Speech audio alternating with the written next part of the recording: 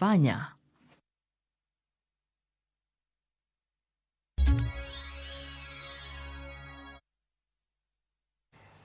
Machini kino nyako Ramogi wadhi kaunti ma Migori kama jogo mapidho kothe mag yiende kaontino ywakni kwan jogo mapidho yiende odok piny e kaunti ma Migori. Nyaka sani jopith mag kothe mag yiende kaontino okwamo kod kothe mag yiende maromo milion 2.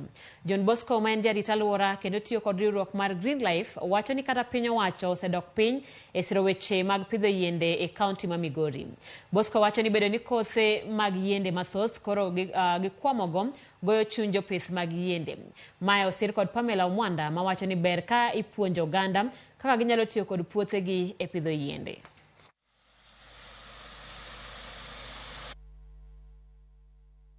Yien wadhuro godo e nasari to jok mabiro kawo yien gi gin jok ma jopur wegi wenye wanajituma wenyewe jopur wegi mabiro to kawo yien to dhi pidho to mondo yud kata ni government kata ng'ata mowuok manyalo sponsor mondo yien odhi e yo moro malong'o to tek.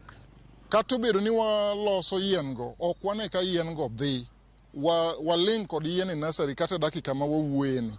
Yien ng'eny kendo gin yiende ma millions mag yien. Wan wa produce yiendegi lakini mondo mi koro gibed consumed e ground ok temre. Yien pod waling godo e nasari nyaka kawuono. Ka watimo nonro kendwa ni to dipo ni ang'o momiyo pidho yien odok chien, private entities emosebedoga ka konyo sana weche mag pidho yien. Iyudo ka japur moro en ema ang' nodhi opidh yien kaka en. Wan gi riwruoge mamoko machalo kaka corporate organizations. Iyudo ka gin bende seche moko watiyo kodgi. Kwa mfano, nyocha watiyo gi Agricultural Finance Corporation e pidho yien Got Sagegi. To koro ka wasepidho yien Got Sagegi kanyo, iyudo ka protection mar yien no bende ni piny. Piny owacho ma kaunti ma Trans Nzoia koro sechako chenro mar chopo kare dwaro mag jothieth e kuonde thieth e kaontino mondo ne gitiyo e lwasi maber. Jagoro mar kaontino Trufosa Mere oyango ni oseket tenge omenda mag loso kuonde thieth go kaachiel kod medo kuonde thieth mamoko. Chenro ni ne ochak bang' ka apisas mag piny owacho ma kaontino wuothe moko kuom osiptendego mondo ging'e chal margi, fwenyo moko kuom chandruok ma jothieth kalie kaachiel kod ng'eyo chal mag jotuo man kanyo.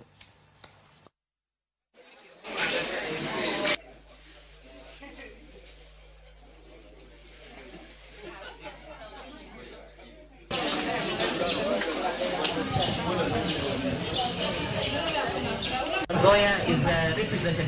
We have the executive represented there, just making sure that everything is being done well. We are here. We are so proud of the medical fraternity, our doctors, our nurses, the support staff, who have been doing a fantastic job with the resources that they have available. The commitment of His Excellency the Governor and the Executive is to make sure that we continue to empower the staff that we have. We will continue to honor the CBA agreements that we have so that the conditions for the medical team are good to offer services to the people of Trans Nzoia. We are hopeful that in the next 6 months to 1 year, this will be the facility of choice.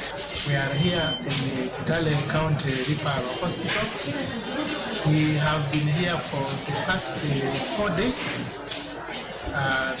trying to see how we improve our health services, just as part of His Excellency's agenda number 1 of providing affordable, accessible, quality healthcare services.